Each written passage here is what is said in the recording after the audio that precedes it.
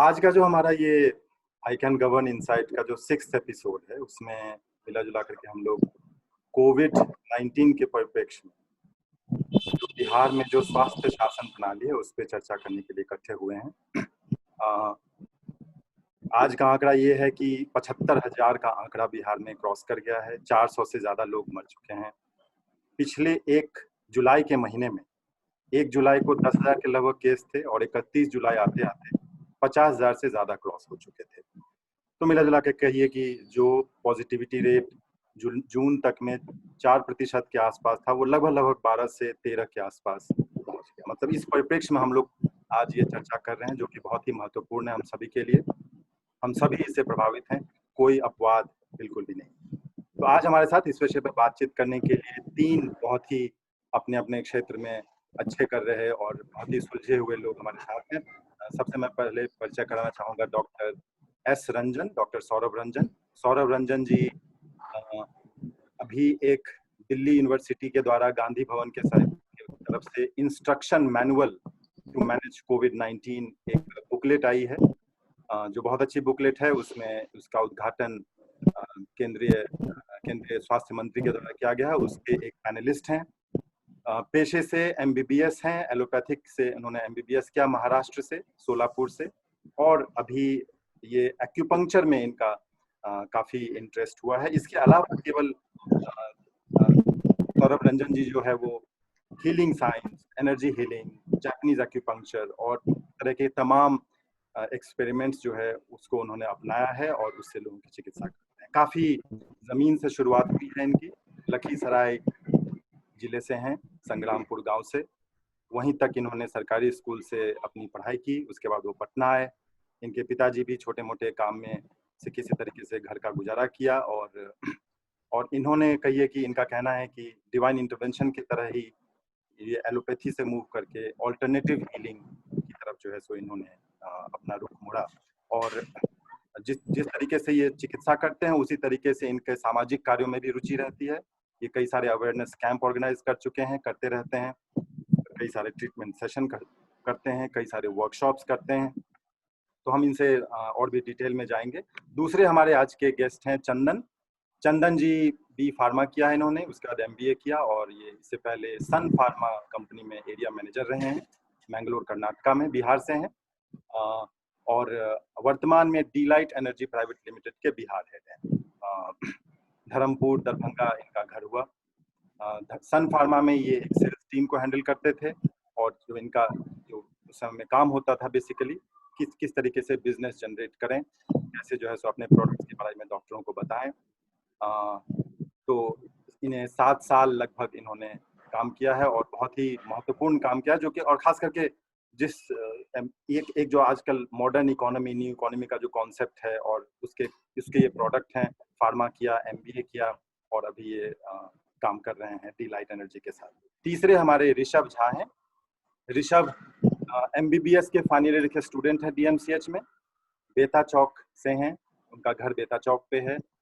इन्होंने 12वीं की पढ़ाई दरभंगा से की है, जीसस मैरी से, डीपीएस से, और ये अभी वर्तमान में वहीं पे घर पे रह करके पढ़ाई कर रहे हैं। इनके पास और भी विकल्प था कई सारे कॉलेजेस का नीट क्लियर करने के बाद, लेकिन इन्होंने दरभंगा चुना। और मैं अपने साथ आज हमारे को पैनलिस्ट योगाचार्य डॉक्टर इंद्र नारायण रमन जी, इंद्र नारायण रमन जी का भी थोड़ा सा परिचय कराना चाहूंगा कि इंद्र नारायण रमन जी ये इंस्ट्रक्शन मैनुअल जो कोविड-19 को मैनेज करने का गांधी भवन के द्वारा निकाला गया है उसके को प्रिंसिपल इन्वेस्टिगेटर हैं। हमारे I can govern executive committee के भी हेल्थ और स्पिरिचुअलिटी के सदस्य हैं, सीनियर सदस्य हैं, शुरू से हम लोग के साथ हैं। इंद्र नारायण जी की शुरुआत काफ़ी ज़मीन से हुई है और मैं इन्हें वर्षों से जान रहा हूँ। मुझे लगता है इस ग्रुप में सभी लोग काफ़ी उन्हें अच्छे से जानते हैं। मैं थोड़ा सा हाउसकीपिंग रूल के बारे में बता दूं कि 10 मिनट का समय सभी गेस्ट के पास रहेगा। 10 मिनट में अपनी बात निपटाने की कोशिश करें और इसके अलावा जो बाकी समय में जो हम लोग क्वेश्चन आंसर करेंगे उसमें आप लोग पूरा प्रयास कीजिए कि अपने क्वेश्चन जो है वो चैट बॉक्स में रखें। अगर नहीं बोल रहे हैं तो अन्यथा में ऑडियो खास करके आप ऑफ रखने की कोशिश करें। तो हम लोग इंद्र नारायण जी, आप कुछ शुरुआती टिप्पणी देना चाहेंगे? आपने बहुत अच्छा से बता दिया है और थोड़ा सा संक्षेप में मैं इंटरवेन करना चाहूँगा, 1 मिनट देना चाहूँगा। जो आज का हमारा विषय है काफ़ी महत्वपूर्ण विषय है और बात करने के लिए तो काफ़ी हम बात कर सकते हैं। कोरोना है, लेकिन बिहार का संदर्भ है। तो अगर कोरोना पे बात करेंगे तो हर राज्य का, हर स्टेट का अपना अलग संदर्भ होगा। तो बिहार की जो खास करके स्थिति है, एक तो वैसे ही हॉस्पिटल की स्थिति ठीक नहीं है। और दूसरी बात है कि जो मैं शोध ये किया है उसमें जो पाया है, तो मैं यही चाहूँगा कि जो हमारे वक्ता हैं, थोड़ा-सा उधर फ़ोकस करें कि एक तो अवेयरनेस बहुत ज़रूरी है इसमें। क्योंकि आप देखिए नेता लीडर अगर थोड़ा-सा प्रचार करते हैं, कोई काम करते हैं तो इतना-इतना बड़ा-सा होर्डिंग पोस्टर लगता है। लेकिन कोरोना पर अगर थोड़ा-सा अवेयरनेस के लिए कुछ ऐसा पोस्टर मैं कहीं देख नहीं रहा हूँ, ठीक है। तो व्यापक स्तर पर कुछ ऐसे जो बहुत मेजर सावधानियाँ हैं, अगर इस तरह से अगर सरकार कुछ करती तो इस तरह से कुछ है ही नहीं, ठीक है। तो एक तो ये है कि इन लोगों को ये ध्यान रखना चाहिए कि जो सिस्टम है, सिस्टम में कहाँ गड़बड़ी है, क्योंकि ये जो रिसर्च मैनुअल हमने तैयार किया, चूँकि ये मेरे भीतर का ही प्रश्न था और मैंने इसको पूरा किया, शुरू से लेकर अंत तक। तो मैंने ये देखा कि कोरोना के साथ एक पॉजिटिविटी भी है, कि अगर आप अवेयर होते हैं, अगर कुछ सावधानियाँ रखते हैं, ठीक है, तो ये इसका समाधान किया जा सकता है, आप इससे बच सकते हैं, इसके इन्फेक्शन से बच सकते हैं। ये ज़रूरी नहीं है कि एकदम जैसे कैंसर है, इसमें मेडिकल ट्रीटमेंट बहुत ज़रूरी है। लेकिन अगर कोरोना है, तो इसमें ये है कि अवेयरनेस से काफ़ी हम उस पर समाधान कर सकते हैं। तो कैसे अवेयरनेस किया जाए? उसमें जन से लेकर के जो हेल्थ प्रशासन है या एडमिनिस्ट्रेशन है, वो किस तरह से एक कोऑर्डिनेशन हो, हेल्दी कोऑर्डिनेशन, ताकि इसको एक बेहतर तरीके से समाज के सामने आए, उसको वो समझे और उस तरह से सावधानियाँ बरतें। तो थोड़ा-सा नयन इस जी, पॉइंट पर भी नयन जी, ध्यान रखते हुए नयन जी, हमारे हाँ, पास समय बिल्कुल जी, कम जी। है, इसीलिए हम आपको यहाँ पे जी, रोकना चाहेंगे। जी। हम सीधे चलते हैं अपने हाँ, बिल्कुल। अपने सौरभ रंजन डॉक्टर साहब के पास। डॉक्टर साहब, आपका फिर से एक बार स्वागत है। आप इन विषयों पे हम लोग का मार्गदर्शन करें। जी। थैंक यू तिलक जी, मुझे बुलाने के लिए, और रमन सर, इंद्र नारायण रमन सर जो माध्यम बने, जिन्होंने मैंने दिल्ली यूनिवर्सिटी गांधी भवन से योगा एंड मेडिटेशन कोर्स किया है। बचपन से मेरे भीतर अध्यात्म के प्रति एक विशेष लगन रही है और उसके कारण मैंने अध्यात्म को बहुत एक्सप्लोर किया साधना के माध्यम से, और थोड़ा मेरा खोजी प्रवृत्ति है थ्योरी वाइज, रिसर्च वाइज। तो मैंने अध्ययन भी बहुत किया है, और मेडिकल में आ जाने के बाद मैंने महाराष्ट्र सोलापुर से गवर्नमेंट मेडिकल कॉलेज से मैंने एमबीबीएस किया है। तो फिर मैंने लिटरेचर को भी बहुत एक्सप्लोर किया। मेरे सामने ये बात आई कि जो हेल्थ का, स्वास्थ्य का जो मूल कारण है वो हमारे भीतर होता है। हम क्या सोचते हैं, हम किस तरह से जीवन जीते हैं, वातावरण से, लाइफ से किस तरह से इंटरेक्ट करते हैं। जो स्वस्थ शब्द है हिंदी में, वो बहुत सुंदर है, स्वयं में स्थित। स्वास्थ्य बाहर के पैथोजन पे, बैक्टीरिया, वायरस पे उतना निर्भर नहीं करता जितना निर्भर वो हमारे इंटरनल कंडीशन पे करता है, और न्यूट्रिशन पे भी उतना निर्भर नहीं करता जितना हम उसको किस तरह से अपने भीतर ग्रहण करते हैं। भोजन को किस भाव से ग्रहण किया जाए, किस एटीट्यूड से ग्रहण किया जाए, हाइजीन एंड द वे हम भोजन को ग्रहण करें, वो ज्यादा महत्वपूर्ण करता है उसके न्यूट्रिशन कंटेंट से। तो यह सब बातें मुझे जब समझ में आई, तो मैं सोलापुर में एमबीबीएस कर रहा था उस समय। दीपक चोपड़ा है, लुई है, बहुत सारा मैंने अध्ययन किया। दिल्ली में मैं 5-6 साल सरकारी जॉब करता रहा, और 5 साल पहले जब मुझे ऐसा लगा कि मेन स्ट्रीम मेडिकल सिस्टम जो है वो ह्यूमैनिटी के हेल्थ प्रॉब्लम को सॉल्व उतना नहीं कर सकता जितना अल्टरनेटिव कर सकता है, तो मैंने फुल टाइम उधर स्विच कर गया। मैं एक्यूपंक्चर, एक्यूप्रेशर को फेस रखते हुए, मतलब वो मेन होता है एक्यूप्रेशर, अल्टरनेटिव में, एनर्जी मेडिसिन में, स्पिरिचुअल मेडिसिन में बहुत सारी चीजें करता हूँ। और जो लिटरेचर का स्टडी है इंटरनेशनल लेवल पे, उससे समझ में आ रहा है कि इतना कुछ काम हो चुका है, बहुत सारे रिसर्चर काम कर चुके हैं, लेकिन वो मेन स्ट्रीम में बाहर नहीं आ पाता है। जैसे हार्ट अटैक बहुत कॉमन है, बहुत लोग डरते हैं, और हार्ट अटैक पे, हार्ट डिजीज, कोरोनरी ब्लॉकेज, इस पर अमेरिका में एक डॉक्टर डीन ऑर्निस हैं जो मेडिकल कॉलेज में प्रोफेसर हैं।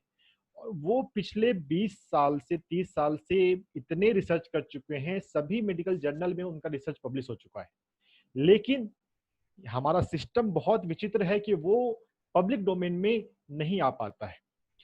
कार्डियोलॉजिस्ट, मैं चूंकि अब डॉक्टर ही हूं तो नेटवर्क तो ऐसा है, कार्डियोलॉजिस्ट को भी पता नहीं होता कि डीन ऑर्निस नाम के कार्डियोलॉजिस्ट ने ऐसा रिसर्च किया हुआ है जिसमें हम ज्यादा निर्भर ना होते हुए no drug no surgery approach से भी हार्ट ब्लॉकेज को रिवर्स कर सकते हैं।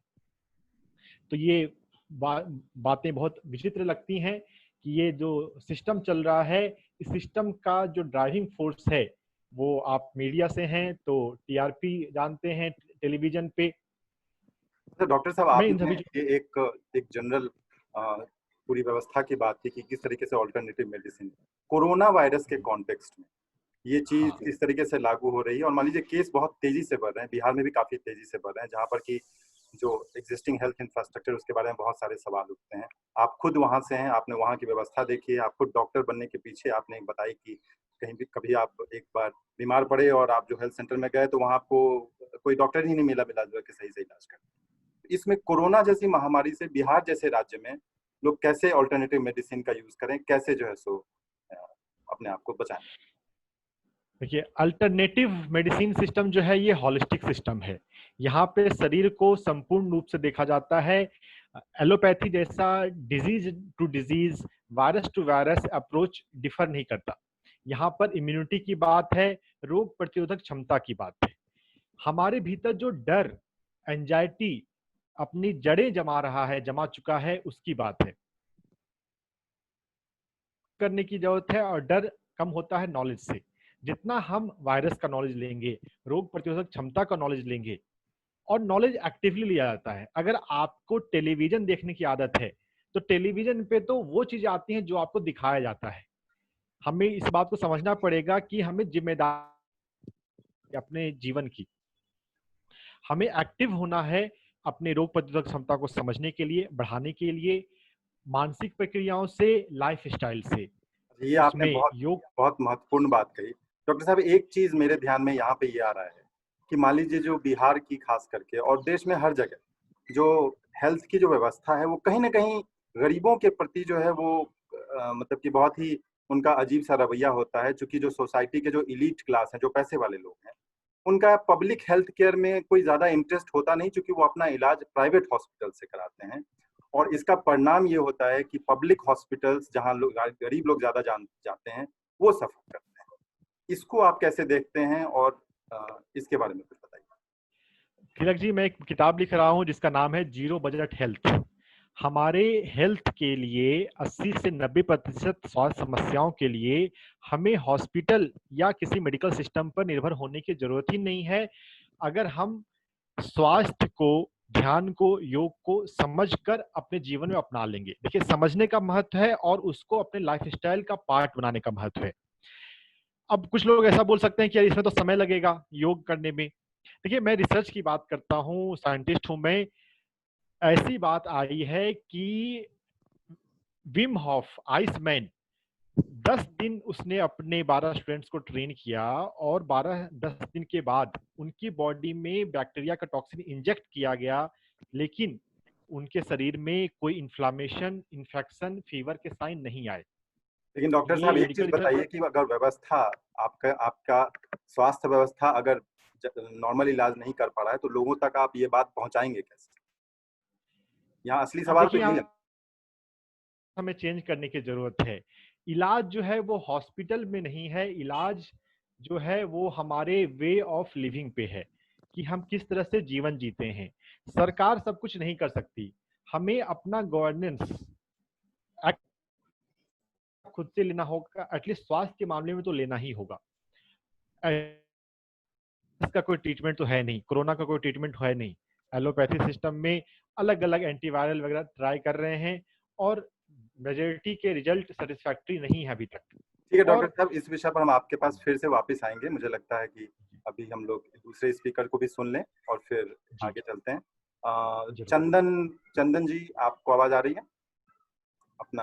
हाँ, आ रही है। हाँ, तो आप चंदन जी आप जो सभी है, लोगों का एक मिनट, वीडियो चंदन जी आप जो है सो मिला जुला करके मार्केटिंग फील्ड से रहे हैं, आपने सन फार्मा के साथ काम किया। कहीं ना कहीं एक चीज कहा जाता है, जो डॉक्टर सौरभ रंजन जी से भी मेरी बातचीत हो रही थी, वो भी बता रहे थे कि फार्मा कंपनी का जो है वो बड़ा मेजर से होता है। मेडिसिन किस प्राइस पे बिके, डॉक्टर जो है वो मतलब किस तरीके से मार्केट काम करता है।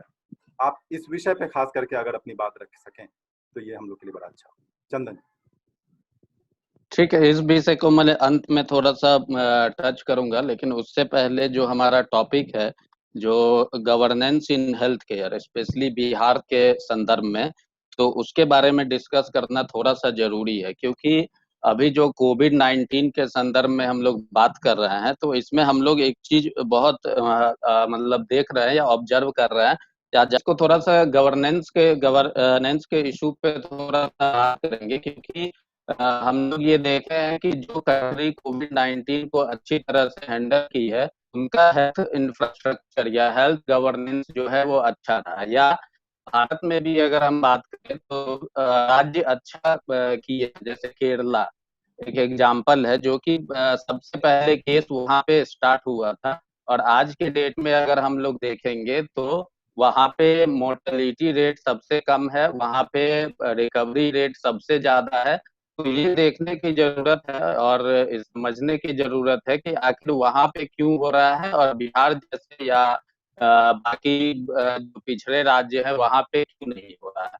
तो इस संदर्भ में अगर हम लोग देखेंगे तो ये हम लोग ऑब्जर्व करेंगे कि जो राज्य या जो देश अच्छा कर रहा है, उनका हेल्थ इंफ्रास्ट्रक्चर ऑलरेडी बहुत अच्छा पहले से रहा है। उन लोगों ने पीछे के एग्जाम्पल है, जब से वो राज्य या देश बने हैं, उन्होंने इसको प्रायोरिटी दे करके इस पे काम किया है। इसलिए ये मतलब कोविड-19 या इस तरह का कोई भी अगर समस्या आता है, तो आने वाले समय में भी वही राज्य या वही देश अच्छा करेंगे जो मतलब के प्रति ऑलरेडी तैयार हो। ये इंफ्रास्ट्रक्चर की बातें और ये जो हम लोग करते हैं, या 1, 2 या 5 दिन में वहाँ पे मोर्टेलिटी नहीं बनाया जा सकता है। तो इसके संदर्भ में कहेंगे कि बिहार आखिर जो गवर्नेंस है, तो ये देखने की जरूरत है। और बेसिकली ये बिहार जैसे स्टेट में 3 लेवल पे इसको देखा जाता है, एक स्टेट लेवल पे, एक डिस्ट्रिक्ट लेवल पे और एक ब्लॉक लेवल पे। जो पूरा हेल्थ इंफ्रास्ट्रक्चर है उसको बाकी जो पिछले राज्य है वहाँ पे क्यों देखा जाता है। समस्या सारे लेवल पे है। अगर आप स्टेट लेवल पे देखें तो ये बहुत का हेल्थ इंफ्रास्ट्रक्चर ऑलरेडी जब से वो राज्य या देश बने हैं,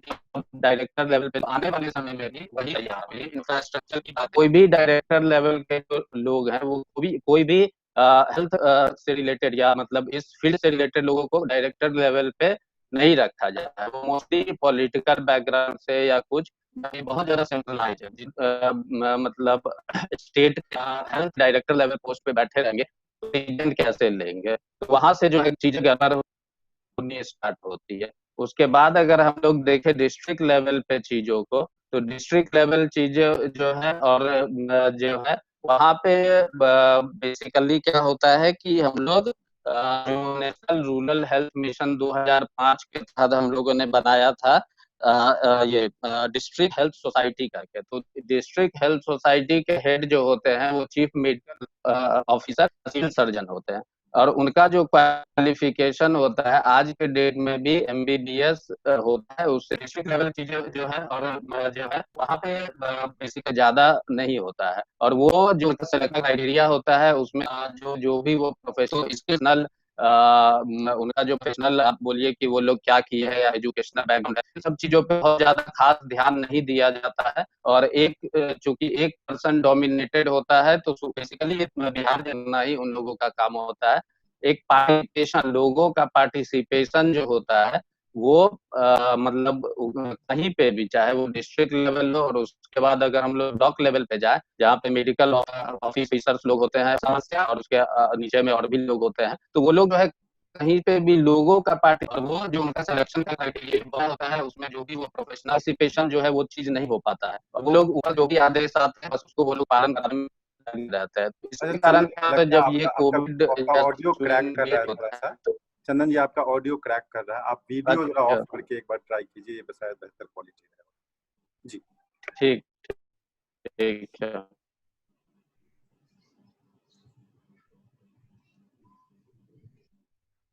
हाँ, तो मैं बात कर रहा था कि जो भी लेवल जो भी ये होता है, ये लोग जो है मान लीजिए ऊपर से कोई भी आदेश आता है, बस उसको पालन कराने में और ये दिखाने में लग जाते हैं कि मेरा डिस्ट्रिक्ट सही है, मेरा ब्लॉक सही है। ठीक है, अब कोविड-19 के इसमें भी अगर हम लोग ले लें तो बिहार में अभी तक जो हो रहा था वो ये हो रहा था कि नंबर ऑफ टेस्टिंग कम करो, नंबर ऑफ टेस्टिंग कम करोगे तो नंबर ऑफ केसेस कम आएगा, केसेस कम आएगा तो हम लोग बचे रहेंगे, हम लोग का सब कुछ अच्छा दिखेगा। ठीक है, तो इस तरह का जो मानसिकता है ना, वो कहीं न कहीं बहुत खराब होता है और इसके कारण हम लोग जो है धीरे-धीरे पिछड़ते हैं, आउट ऑफ कंट्रोल हो जाता है कोई भी चीज़, तो उसको जो है मतलब सँभालना थोड़ा-सा मुश्किल हो जाता अच्छा है। चंदन जी, अब इसमें ये आ- आपने बहुत सारी हाँ, बातें कही, बहुत महत्वपूर्ण बातें कही। आप इसके अलावा प्राइवेट जो मान लीजिए कि मेडिकल फर्म होती है, जैसे मान लीजिए सन फार्मा है या हाँ, फाइजर, मैं उसी पे आना चाह रहा था कि जब ये गवर्नमेंट का सिस्टम पूरा कोलैप्स हो जाता है, हो गया है, अगर बोला जाए तो तब जो है आता है प्राइवेट सॉरी लेयर मैं का ये। इंटरप्ट करूंगा, चंदन जी सॉरी मैं इंटरप्ट हुँ, करूंगा, बट जब जी हम बोलिए। गवर्नमेंट के सिस्टम के कोलैप्स होने की बात कर रहे हैं, साथ हुँ, साथ में ये भी सुनने में आता है जहां गवर्नमेंट कोविड के पेशेंट्स के नाम पे लेके जाती है, जी, उसको 3 दिन बाद छोड़ जाती है वापस, इसलिए क्योंकि नंबर ऑफ कोविड पर हेड 1.5 लाख 2 लाख करके कुछ पैसा मिलता है, इसलिए एक बार में हाँ। बल्क में उठाया, and that is happening across the world. भले यूएस में हो, वहाँ भी होता है, सिमिलरली बिहार में भी हो रहा है, दरभंगा में भी होता है, या फिर कहीं भी होता है। अच्छा हम क्वेश्चन तो हाँ, आंसर के टाइम में आपके पास ये सवाल के लिए फिर से आएंगे। हाँ, तो अभी हम ये अपने सिचुएशन क्यों क्रिएट ठीक हुआ है? ये सिचुएशन इसलिए क्रिएट हुआ है क्योंकि ओवर द ईयर जब हम लोग 2 चीज़ होता है। अब एक जैसे कंप्यूटर में हम लोगों का सॉफ्टवेयर होता है और हार्डवेयर होता है। उसी तरह से जो हम लोगों का हेल्थ केयर सिस्टम है, उसका हार्डवेयर क्या है? उसका हार्डवेयर है जो इंफ्रास्ट्रक्चर है, जो हॉस्पिटल बेड हैं, जो ऑक्सीजन मतलब ये का सप्लाई है, मतलब जो बेसिक इंफ्रास्ट्रक्चर वो इसका हार्डवेयर है। और सॉफ्टवेयर क्या होता है, जो ट्रस्ट हम लोग डेवलप करते हैं, जो अकाउंटेबिलिटी होता है, वो सॉफ्टवेयर मतलब होता है एक इसके लिए हेल्थ केयर सिस्टम के लिए। हम लोग ओवर द ईयर हार्डवेयर पे तो काम नहीं किए हैं, हम लोग जो है अगर मान लीजिए हम लोग जाते हैं किसी मेडिकल में या कहीं पे भी, अगर वहाँ पे लोगों का ट्रस्ट धीरे-धीरे खत्म हो जाता है, कोई अकाउंटेबिलिटी नाम की चीज़ नहीं है, तो लोग क्या करेंगे? लोग जो है प्राइवेट या प्राइवेट इसकी तरफ जाएँगे और वहाँ पे चूँकि गवर्नमेंट का कोई रेगुलेशन नहीं है, तो रेगुलेशन नहीं होने के कारण और वो पूरे जो इंफ्रास्ट्रक्चर है या कुछ भी है, वो कहीं न कहीं से हर किसी का पॉलिटिकल लिंकेज है, तो वो लोग मनमाना दाम जो है वो ये लेते हैं लोगों से। और जो बहुत क्रिटिकल इलनेस है जैसे कोविड-19 जहाँ पे ये चीज़ अगेंस्ट ह्यूमैनिटी हम लोग कह सकते हैं, अगर कोई भी हॉस्पिटल मान लीजिए 1.5 लाख या 2 लाख या 1 दिन का 50,000 60,000 अगर ले रहा है, तो ये अगेंस्ट ह्यूमैनिटी है। लेकिन उसमें कुछ किया नहीं जा सकता क्योंकि क्या है कि जब गवर्नमेंट का इंफ्रास्ट्रक्चर जवाब देने लगता है, लोगों को ट्रस्ट नहीं रहता है, तो लोग उधर मूव करने के लिए कोशिश करते हैं। कहीं ना कहीं एक आप ये कह रहे रिसर्च हैं के कि मुताबिक व्यवस्था जो और ट्रस्ट जो है वो बहुत ही जरूरी है। चंदन जी, हम आपके पास फिर से हाँ, वापस आएंगे। अब हम अपने अगले स्पीकर की तरफ चलते हैं। ऋषभ जी, आप डीएमसीएच में हैं, पढ़ाई कर रहे हैं, 4th ईयर के स्टूडेंट हैं। मेडिकल एजुकेशन को लेकर भी बहुत सारे सवाल उठते हैं कि काफी लंबी एजुकेशन चलती है, 7-7 साल लग जाते हैं, बल्कि कई कई बार उससे ज्यादा भी लग जाता है। और आप डीएमसीएच में भी हैं, तो हम लोग चाहेंगे कि आप डीएमसीएच के बारे में भी, वहाँ किस तरीके से ट्रीटमेंट हो रहा है, इसके बारे में आपको जितनी जानकारी है वो भी आप साझा करें। ऋषभ जी। जी जी, नमस्कार सबको जो भी यहाँ है। और हाँ, मेडिकल की जो पढ़ाई है वो काफ़ी ज़्यादा है, साढ़े 4 साल पढ़ाई है, 1 साल इंटर्नशिप है, तो 5.5 साल वो हो गया। फिर आगे 3 साल का पीजी होता है जिसमें कोई जो लेगा वो बना, कोई बच्चा वाला डॉक्टर बना, कोई सर्जन बना, कोई मेडिसिन का बना, जैसा जो सेलेक्ट किया, आँख का, कान, नाक, जो भी है। तो 8.5 साल, और फिर उसके बाद 3 साल एक्स्ट्रा जब आप जाते हो किसी डॉक्टर के पास, आप कहते हो ये हार्ट का डॉक्टर है, ये डायबिटोलॉजिस्ट है, ये इसका सर्जन है, तो मिनिमम 11-12 साल तो अगर कोई निकालते चला गया तो डॉक्टर बनने में टाइम लगता है, तो टाइम तो लगता है। और उसके अलावा डीएमसीएच में हम बात करते हैं अभी एट प्रेजेंट कोरोना क्या हो रहा है, तो जैसा डॉक्टर चंदन सर ने भी बोला था, हम सिम्टोमेटिक ट्रीटमेंट ही कर सकते हैं और वही कर रहे हैं, क्योंकि ना इसका कोई वैक्सीन है ना इसकी कोई दवाई है। एक बोगस स्टेटमेंट आया था ट्रम्प की तरफ से कि हाइड्रोक्सीक्लोरोक्वीन जो है वो इंडिया दे और वो जो है इसका इलाज है, वो कोई इलाज नहीं है, वो प्रोफाइलैक्सिस है। जो लोग उसके कांटेक्ट में हैं, जो लोग हेल्थ वर्कर्स हैं, उनको बचाने के लिए हाइड्रोक्सीक्लोरोक्वीन जो है वो एक दवाई है, उसको प्रोफाइलैक्सिस में यूज करते हैं। उसके अलावा बात करते हैं हम एक बारी और मोदी जी आए थे टीवी पे और उन्होंने कहा कि आपके पास मास्क नहीं है तो भी कोई दिक्कत नहीं है, आप आइए और तौलिया लपेटिए, वो भी चलेगा। तो वो भी एक गलत चीज है। इनफैक्ट जो सर्जन्स मास्क पहनते हैं, जो सर्जन्स मास्क होता है कपड़े का मास्क जनरली जो सर्जन्स पहनते हैं, वो भी इनएप्रोप्रिएट है। सर्जन्स मास्क पहनने पे आप जो आपको जो बीमारी है वो किसी और को नहीं जाएगी, लेकिन किसी और की बीमारी जो है वो आप तक आ सकती है। और अभी तो ऐसा हो गया है कि N95 जो कि स्टैंडर्ड ऑफ केयर माना जा रहा था, जिसको बोल रहे थे कि ये पहनना चाहिए, अब तो वो भी सेफ नहीं है WHO के रिसेंट स्टेटमेंट के अकॉर्डिंग। कोविड-19 कहाँ से आता है? मतलब कोविड में CO मतलब होता है कोरोना, VI मतलब होता है वायरस और डिजीज। तो कोरोना वायरस डिजीज जो कि 2019 में सबसे पहले आया था, इसका स्प्रेड बिहार में अभी रिसेंट टाइम में बहुत ज्यादा हो गया और इसका कारण ऑफ कोर्स हमारा कोलैप्सिंग इंफ्रास्ट्रक्चर है। और मैं इसके बारे में बोलता ही चला जाऊंगा, कोई दिक्कत नहीं है, लेकिन बस एक स्टेटमेंट बता रहा हूँ कि नीतीश जी के भतीजे को जब कोरोना हुआ था तो उन्होंने PMCH से 6 डॉक्टर और 2 इंटर्न्स को अपने घर पे रखा हुआ था, फिर काफी बवाल हुआ। तो उसके बाद कहीं जाके फिर कुछ डॉक्टर्स को हटाया गया, कुछ इंटर्न्स को हटाया गया। तो जब ये नेतागिरी और ये दादागिरी चल ही रही है तो आप समझ रहे हैं कि इंफ्रास्ट्रक्चर का क्या हो सकता है। हमारी एक सर्जरी की बिल्डिंग है, तीन महिला है, उसमें ऐसा है कि आप सेकंड फ्लोर पे जो आप खड़े हैं आप डायरेक्ट नीचे से देख सकते हैं। सारे पिलर्स जर्जर हो चुके हैं, सब कुछ खराब हो चुका है, कितनी बार आदेश आ चुका है कि इसको शिफ्ट करना है, नया भवन बनेगा, नया भवन बनेगा।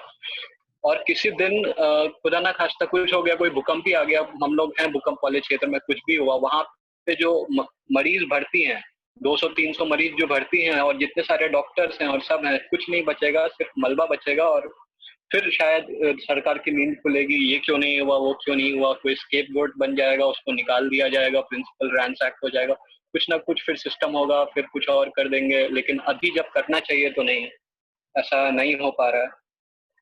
इसके अलावा मैं आपको कोरोना वायरस के बारे में बताना चाहूंगा कि कोरोना वायरस जब आदमी को इन्फेक्ट करता है तो 3 स्टेजेस होते हैं। पहला स्टेज होता है अर्ली इन्फेक्शन, सबसे पहले तो उसको जनरल एक नॉर्मल इन्फेक्शन की तरह होगा, जैसे सर्दी खांसी में होता है वैसा होगा। स्टेज 2 होता है पल्मोनरी फेज। पल्मोनरी मतलब आपकी श्वास नली से जुड़ा हुआ, तो इसमें आपको सांस लेने में परेशानी हो सकती है, दम फूलना हो सकता है, उससे रिलेटेड प्रॉब्लम्स हो सकती हैं। और स्टेज 3 जो होता है वो हमारा टर्मिनल स्टेज होता है, इसको हाइपर इन्फ्लेमेशन स्टेज कहते हैं, ARDS। आप वही समझिए, श्वास नली में ही परेशानी या फिर हार्ट फेलियर भी हो सकता है। हार्ट जो है वो आपके पूरे बॉडी में खून फेंकने में असमर्थ हो जाता है, शॉक में चले जाते हैं पेशेंट। और ये वो स्टेज है जहाँ पे हमको सबसे ज्यादा वेंटिलेटर का यूज करता है। और DMCH किस तरह इनकैपेबल है इस चीज में। DMCH के पास वेंटिलेटर हैं शायद, जो शायद काम भी करते हैं, कभी नहीं करते हैं। तो पेशेंट्स जो बहुत सीवियर हो जाते हैं उनको रेफर करने के अलावा और कोई चारा नहीं रह जाता है। एक अच्छी बात कोरोना के समय में ये है कि इसका केस फैटेलिटी रेट जो है वो 2 to 3% है। इसका मतलब ये है कि अगर 100 लोगों को कोरोना हुआ है तो उसमें 2 से 3 लोग ही मरेंगे। मरना तो 1 लोगों का भी गलत है, लेकिन अगर बाकी जगह से देखें तो यहाँ की केस फैटेलिटी रेट बहुत कम है। और उसके अलावा जो पेशेंट्स है बहुत सारे ऐसे हैं जो असिम्टोमेटिक है। असिम्टोमेटिक मतलब उनको कोई सिम्टम्स नहीं है।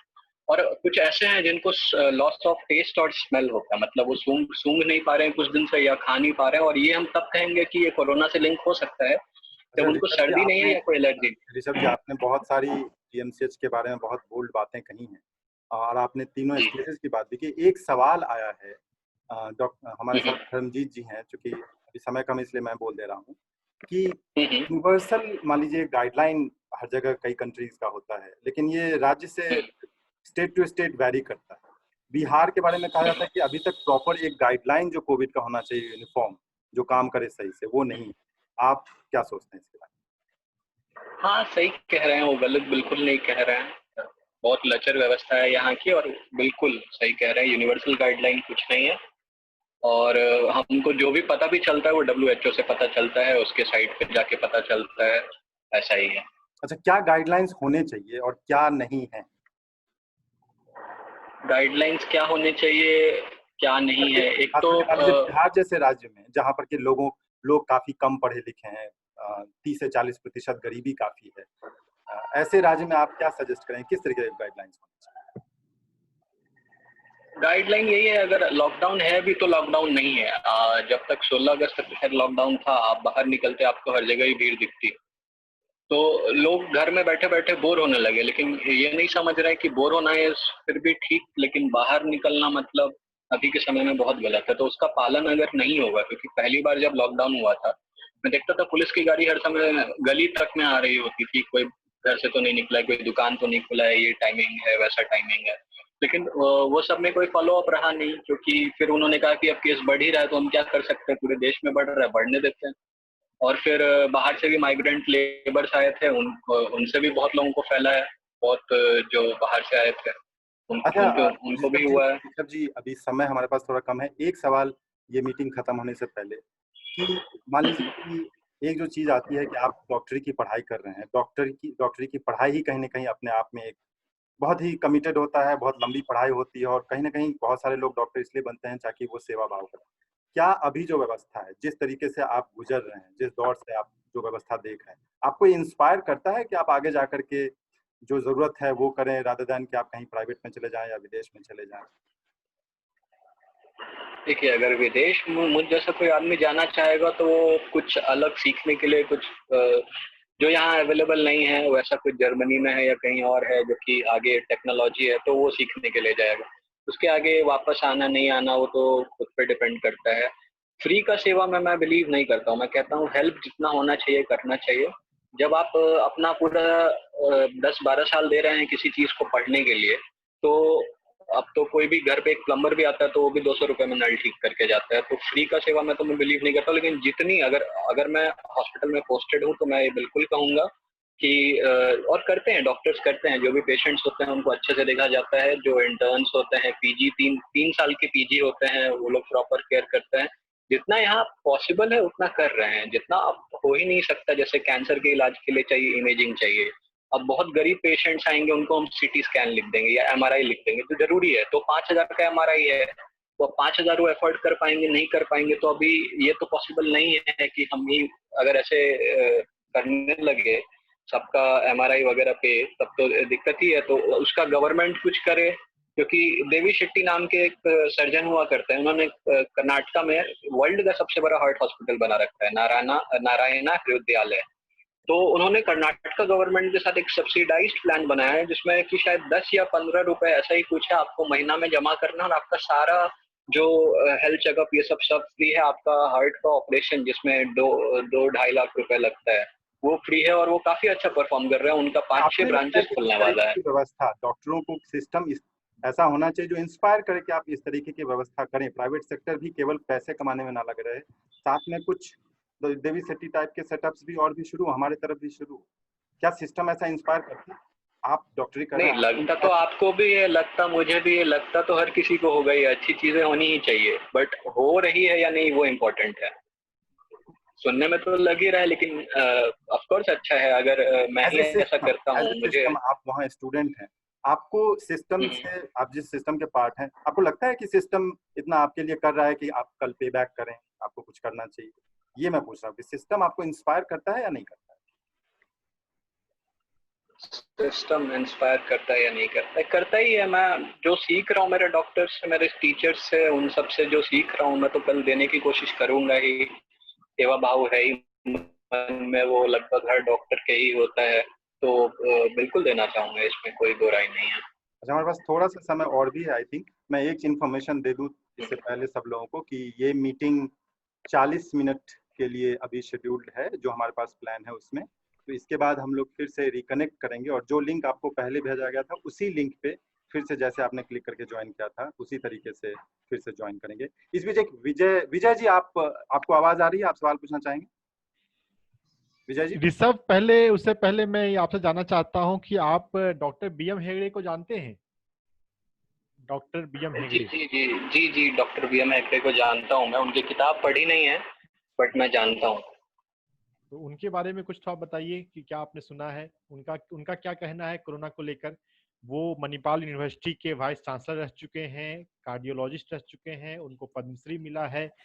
तो is a very senior doctor in our country. वो क्या मैं कह रहे हैं चाहूंगा कोरोना? आप ही बताएं, क्योंकि मुझे अभी कंप्लीट नॉलेज होगा नहीं, but he is a inspirational figure for sure. ठीक है विजय जी, आपको आवाज आ रही है? जी जी आ रही है। हाँ, तो आप अपना सवाल रखिए। किनसे है ये? नमस्कार। जी, मेरा एक सवाल था कि जैसा सभी लोग अभी डॉक्टर साहब लोग कह रहे थे कि टेस्टिंग जो है वन ऑफ द मतलब जो है ना जरूरी चीज है इसमें कोविड में। हमारे बिहार में जो मेडिकल स्टाफ्स है, जहाँ तक मैंने लास्ट टाइम पढ़ा था, मोर देन 50% वैकेंट सीट्स हैं। जब मेडिकल स्टाफ्स ही नहीं होंगे तो फिर टेस्टिंग कैसे होगी? और जो इन्फेक्टेड लोग होंगे, राइट, जो इन्फेक्टेड लोग होंगे उनका उपचार कैसे होगा? और एक मेरा दूसरा सवाल और भी था कि जैसे हम दिल्ली में रह रहे हैं, मैंने यहाँ देखा है और जो अनुभव कर रहा हूँ कि टेस्टिंग बहुत जरूरी है, क्योंकि टेस्टिंग से फिर आप जो इन्फेक्टेड है, जो फर्दर इन्फेक्शन के चांसेस है, उनको आप अलग कर सकते हैं।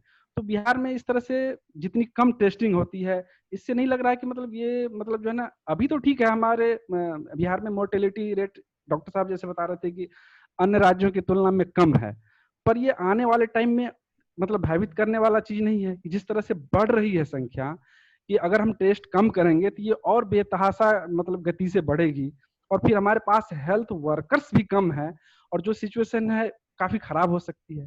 धन्यवाद। अच्छा, ये टेस्टिंग से ही जुड़ा धर्मजीत जी का भी एक सवाल है। धर्मजीत जी हमारे ग्रुप के काफी सीनियर मेंबर हैं, दरभंगा से ही हैं। धर्मजीत जी, आप ये टेस्टिंग से जुड़ा हुआ अपना सवाल आप भी कर दें तो एक साथ इसका जवाब आ जाएगा। धर्मजीत जी, आवाज आ रही है आपको? हाँ हाँ बिल्कुल बिल्कुल। मेरा ये सवाल था, जो हम लोग जब कोरोना में कोविड पॉजिटिव हो जाते हैं, जैसा मैंने देखा किसी ऑर्गेनाइजेशन के बारे में मैं बोल रहा हूँ, उसका नाम नहीं लूंगा क्योंकि मैं भी उसी एसोसिएटेड हूँ उस ऑर्गेनाइजेशन से, बट मैंने देखा वो पॉजिटिव हो गए पेशेंट्स, उनको 14 डेज के लिए क्वारंटाइन में भेज दिया, होम क्वारंटाइन। वो ट्रीटमेंट क्या चला नहीं चला भगवान भरोसे था। कोई भी दवाई ववाई जो पैरासीटामोल वगैरह वगैरह टैबलेट देते हैं वो दिया। बाद में जब वो 15 दिन के बाद 20 दिन के बाद जब हॉस्पिटल जाके अप्रोच करके सर मेरा देख लीजिए क्या है कंडीशन, तो उनको सिंपली ये बोला जाता है जो आपको सिम्टम्स के बारे में, जैसे आपको बुखार है, हाँ नहीं है सर, जैसे आपको स्मेल आ रहा है, हाँ बिल्कुल आ रहा है, कोई सांस का रिस्पिरेटरी प्रॉब्लम है, नहीं नहीं कोई प्रॉब्लम नहीं है, okay then you are fit for duty. Sir मेरा टेस्टिंग कर लीजिए एज ए नेगेटिव क्या है, नेगेटिव है पॉजिटिव वो देखने का, no no no not required as per ICMR regulation, not required. तो ये चीज एक बहुत ही बड़ा अजीब चीज लगा मुझे, जो भाई एक बार जो पॉजिटिव है उसको फिर से एक टेस्ट करके नेगेटिव कर देने से जो बंदा है वो भी सेटिस्फाई हो जाता है, जो हाँ भाई ठीक है मेरा नेगेटिव आया, और उसके फैमिली भी।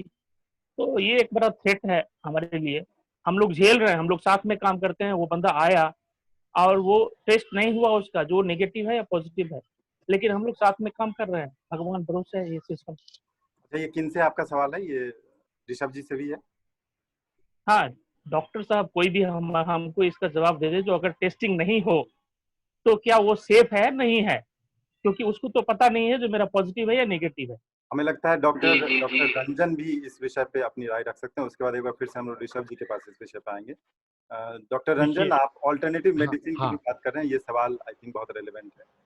जी, देखिए टेस्टिंग करने से बहुत ज्यादा बदलाव तो हो नहीं रहा है अप्रोच में।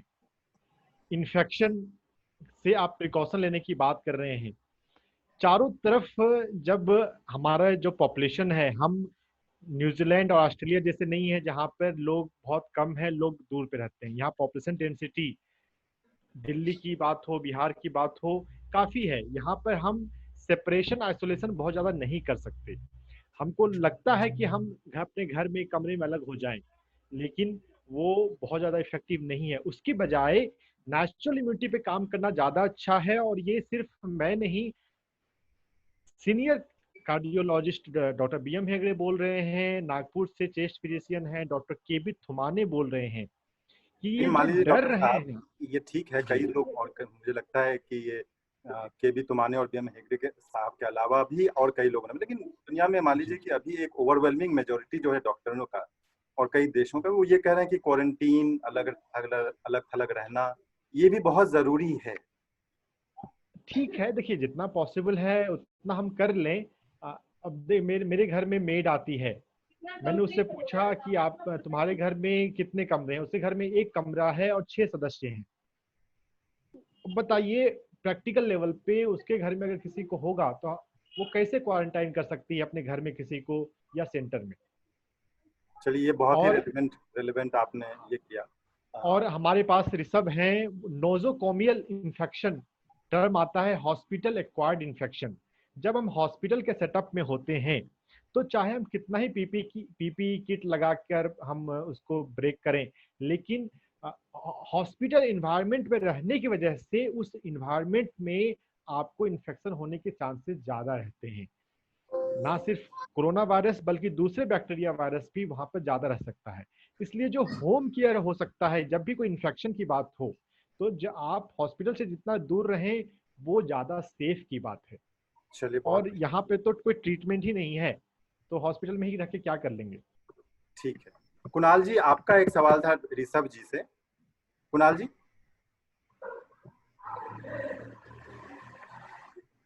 आवाज आ रही है आपको? अच्छा ऋषभ जी, कुणाल जी का एक सवाल है कि किस तरीके का मास्क जो है वो मान लीजिए कि यूज करना सही है। इसके बारे में कई लोग कहते हैं कपड़े का मास्क ले लेना चाहिए, कई लोग कहते हैं N95, कई कहते हैं surgical mask. As a doctor आप क्या सलाह दें? बेस्ट तो आपका N95 ही होगा, ठीक है, वो बेस्ट है। और बाकी जो कोरोना वायरस जो एयर ड्रॉपलेट से फैलता है, अभी तक जो हमको जितना नॉलेज है वो एयर ड्रॉपलेट से फैलता है। और एयर ड्रॉपलेट अगर मेरे मुंह या नाक से निकलेगा वो जो है आपको 6 सेंटीमीटर से ज्यादा ट्रैवल नहीं कर सकता है। तो जितना हो सके लोगों से दूर रहें। और N95 नो डाउट अच्छा है, बेस्ट है। उसके अलावा लोग जिस तरह का यूज कर रहे हैं, कपड़े वाला भी यूज कर रहे हैं, बाकी भी यूज कर रहे हैं। अच्छा अच्छा, और कोई सवाल किन्हीं के पास जो रखना चाहें, पूछना चाहें? रूबी, आपके पास एक सवाल है। रूबी, मास्क की बात आई तो तिलक जी मैं एक बात कहना चाहता हूँ कि मास्क आप कोई भी यूज करो, लेकिन अगर मास्क को ठीक से आप हैंडल ना करें, अब सांस लेने की तकलीफ होती है तो हम उसको एडजस्ट करते रहते हैं। अगर हम एडजस्ट करते रहें, टच करते रहें, आगे पीछे ऊपर नीचे करते रहें, तो फिर इसका इफेक्टिवनेस रहता नहीं है। अगर मास्क को यूज करना ही है, वैसे तो मैं प्राकृतिक इम्यूनिटी पर ज्यादा विश्वास रखता हूँ, लेकिन फिर भी अगर मास्क पर इम्यून करना है तो मास्क को अगर जब उतारना है तो साइड से उतारने की चाहिए, ऊपर नीचे से एडजस्ट हमें टच नहीं करना चाहिए। तो सिर्फ मास्क नहीं है, मास्क को कैसे यूज करना है बहुत कुछ फर्क पड़ जाता है उसके कारण। चलिए अच्छा है। रूबी, आवाज आ रही है आपको? जी तिलक आ रही है। हाँ, मेरा ये सवाल किनसे है ये भी आप बता दीजिएगा। हाँ, कोई भी बता सकते जिनको भी आइडिया है वहाँ के अवेलेबिलिटी ऑफ टेस्टिंग लैब से रिलेटेड था कि जैसे सिर्फ पटना में ही टेस्टिंग लैब्स है या छोटे छोटे जगह जैसे देवघर है, गिरिडीह है, मधुपुर है, या बिहार के और जो छोटे छोटे जगहों में है, तो वो टेस्टिंग कराने लोग क्या पटना रांची जैसे जगह जाते हैं या छोटे छोटे जगहों में भी टेस्टिंग लैब्स है? इस पे मुझे लगता है कि तीनों में से कोई भी, खास करके ऋषभ या फिर चंदन जी भी बता सकते हैं। अभी जैसे अगर किसी को ऐसा होता है कि कफ या कोई भी सिम्टम है, तो सबसे पहले उनका RT-PCR ये रैपिड एंटीजन टेस्ट होता है। वो बहुत सेंसिटिव नहीं है, वो गलत भी हो सकता है, सही भी हो सकता है। तो उससे एक हमको आइडिया लग जाता है कि हाँ पॉजिटिव है।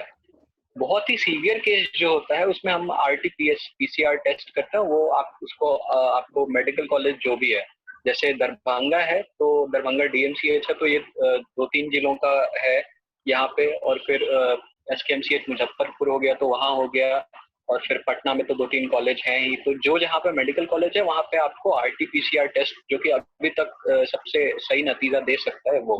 बाकी अगर किसी को ऐसे ही सिम्टम आ रहा है और हमको लगता है कि ये कोविड सस्पेक्ट है, तो हम उसके लिए रैपिड एंटीजन टेस्ट करते हैं।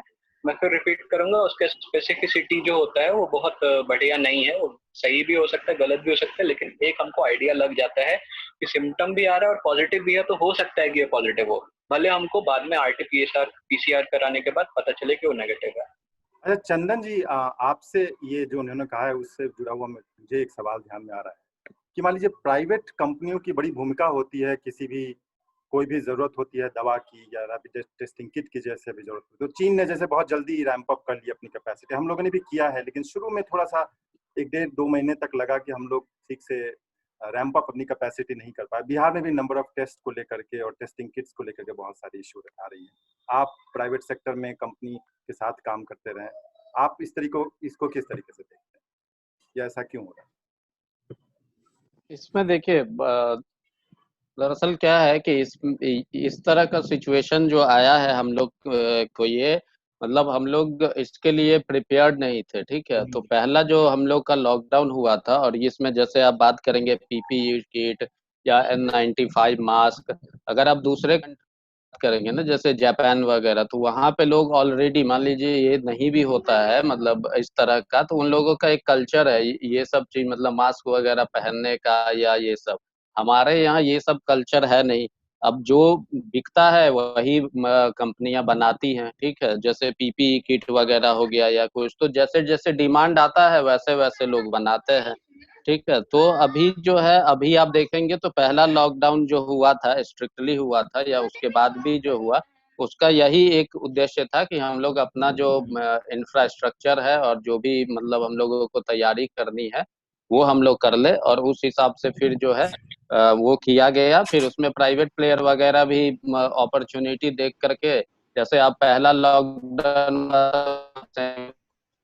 मिलना मुश्किल था, ठीक है, फिर मार्केटिंग वगैरह भी हो रहे थे, ठीक है, मतलब 100 ml का भी मिल रहा था, ठीक है। तो अब धीरे धीरे उसको कंट्रोल किया गया, बहुत सारी कंपनियां बनाने भी लगी, तो वो उसमें थोड़ा सा टाइम लगा। बाकी लोग जहाँ पे प्राइवेट प्लेयर का क्या है, जहाँ पे पैसा दिखता है वहाँ पे वो लोग काम करते हैं, तो यहाँ पे धीरे धीरे ये सारा चीज उन लोगों ने बनाना स्टार्ट किया। अभी इन सब चीजों का कोई इशू नहीं है। इनफैक्ट इंडिया अभी आप PPE किट ही देख लीजिएगा तो वर्ल्ड में सेकंड लार्जेस्ट प्रोड्यूसर हो गया है, एक्सपोर्ट भी करने लगा है। अच्छा चंदन जी, एक सवाल और ध्यान में आता है कि मान लीजिए कि नेशनल लेवल पे तो बहुत कुछ हो रहा है, लेकिन बिहार में फार्मा से जुड़ी हुई कंपनियां मेरे ध्यान में शायद बहुत कम ही हैं, या फिर कोई मेजर कंपनियां तो नहीं है। ऐसा क्यों है, जबकि मान लीजिए कि आपने बी फार्मा किया, कई सारे बिहार के लोग हर जगह पढ़ने के लिए जाते हैं, तो फिर बिहार में कंपनियां ये बिहार में देखिए फार्मा ही नहीं, सारी कंपनियों का बुरा हाल है। कोई भी यहाँ पे जो है बनाना नहीं चाहते हैं अपना मेडिसिन, ठीक है। हाँ, मार्केटिंग के लिए लोग क्योंकि यहाँ पे एक बहुत बड़ा पॉपुलेशन है, बहुत ज्यादा, मतलब जहाँ पॉपुलेशन ज्यादा है तो ऑब्वियसली बीमारी ज्यादा होगी, बीमारी ज्यादा होगी तो दवाई वगैरह का डिमांड ज्यादा होगा। तो लोग बेचने के लिए तो यहाँ आते हैं लेकिन बनाने के लिए नहीं आते हैं। मेजरली ये हिमाचल वगैरह में बनता है क्योंकि वहाँ पे कुछ टैक्स रिबेट वगैरह भी मिलता है। कुछ ये भी है कि मान लीजिए इन्वायरमेंटल इशू के कारण भी लोग उधर बनाना ज्यादा ये करते हैं, ठीक है। तो इन सब कारणों से जो है बिहार में लोग बनाना नहीं पसंद करते। गवर्नमेंट का पॉलिसी भी बहुत ज्यादा मतलब ये नहीं रहा है। अब क्लासिकल एग्जांपल है अरबिंदो फार्मा का, जो कि जिनके मालिक बिहार के ही हैं, लेकिन उनका कोई भी प्लांट बिहार में नहीं है।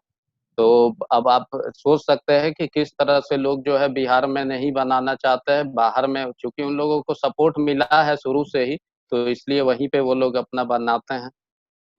अगर गवर्नमेंट का कुछ पॉलिसी आए लोगों को। सरकार की भूमिका पर हम फिर से वापस आएंगे, इससे पहले हम एक आध सवाल ले लेते हैं। हमारे साथ हमारे को होस्ट इंद्र नारायण जी भी हैं। इंद्र नारायण जी के पास भी मेरे आई एम श्योर कि उनके मन में भी बहुत सारे सवाल होंगे। निकिता हमारे साथ हैं। निकिता, आप आवाज आ रही है आपको? जी आ रही है। जी, अपना सवाल रखिए, किनसे आप कर रही हैं सवाल, ये भी आप बता दीजिए।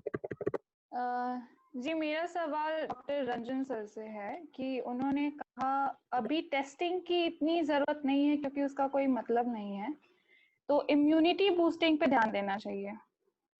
लेकिन जब हमें पता है कि हमारे देश में बहुत सारे लोग जो गरीब हैं, 40% गरीबी है हमारे देश में, तो वहाँ पे इम्यूनिटी बूस्टिंग पे ध्यान कैसे जा सकता है? मतलब कॉमन मेजर्स क्या है जो हर लोग अपने लाइफ में इम्प्लीमेंट कर सकते हैं? क्योंकि आज के टाइम में, कोरोना के टाइम में, जब मिडिल क्लास लोगों के पास भी जॉब नहीं है, तो उनके लिए न्यूट्रिशियस फूड खाना इज लाइक वेरी डिफिकल्ट, उनको भी सोचना पड़ जाए, तो गरीबों के लिए तो बिल्कुल पॉसिबल नहीं है। तो ऐसे कॉमन मेजर्स क्या हैं जो हर कोई इम्प्लीमेंट कर सकता है फॉर इम्यूनिटी बूस्टिंग? न्यूट्रिशियस बस फूड आपके अनुसार कॉस्टली है और वो नहीं है, तो आप how do you define nutritious food? पहले थोड़ा सा आप ही थोड़ा बताइए, क्योंकि ना भ्रांतियां। जी पहले बोलिए प्लीज। सर मेरे हिसाब से तो गरीबों के पास बस 2 रोटी और आलू की सब्जी मिल जाए वो भी बहुत है। न्यूट्रिशियस फूड के लिए कुछ सब्जियां, दिन में एटलीस्ट 1 फ्रूट तो जरूरी है, मैं जितना जानती हूँ उसके हिसाब से। और मुझे नहीं लगता कि गरीबों के लिए दिन का 1 फ्रूट अफोर्ड कर पाना भी पॉसिबल है। बनाना का क्या रेट है अभी पता है मार्केट में? जरूरी नहीं है कि फ्रूट्स हर एक। देखिए, अगर हम नेचुरोपैथी को समझने जाएंगे तो रीजनल एंड सीजनल का महत्व होता है। जिस फल का सीजन चल रहा है अभी मौसम के अनुसार से वही फल हमारे स्वास्थ्य के लिए सबसे अच्छा है। तो सीजनल फ्रूट्स जनरली ज़्यादा महंगे नहीं होते हैं। और हाँ, गरीबी की बात है तो गरीबी को तो खैर वो तो इकोनॉमिकल पहलू है, उस पर लॉन्ग टर्म मेजर पे काम करना पड़ेगा। लेकिन इम्यूनिटी के लिए कोई महंगा फल ही अच्छा होता है ऐसा नहीं है। लोग ऐसा सोचते हैं कि इम्पोर्टेड कोई चीज है तो वो शायद ज्यादा अच्छा होगा। जैसे Apple, round the year Apple खाओ तो अच्छा है, नहीं ऐसा नहीं है। जब एप्पल का सीजन है तब वो अच्छा है, बाकी समय उसे खाने से कोई बहुत फायदा नहीं होता है।